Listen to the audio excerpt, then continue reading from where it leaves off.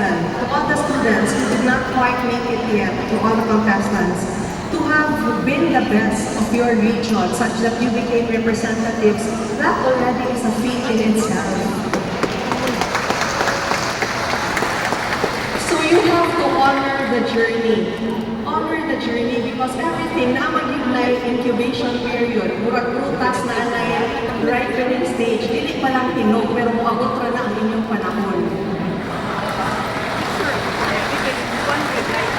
So keep writing, keep sharing your story because every life is just a collection of stories, no? And we are very inspired here in Ormoc because I saw the winners.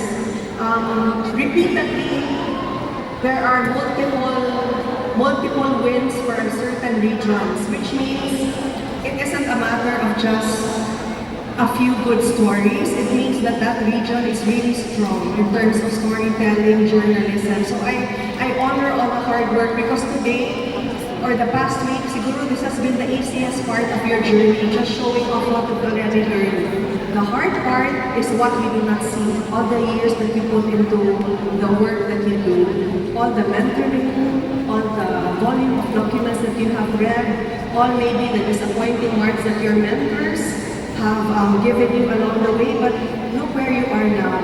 No? Wala man gyud winner na wala mo agi og hinang, wala mo agi og kalisod, wala mo agi og puso-puso sa mentor.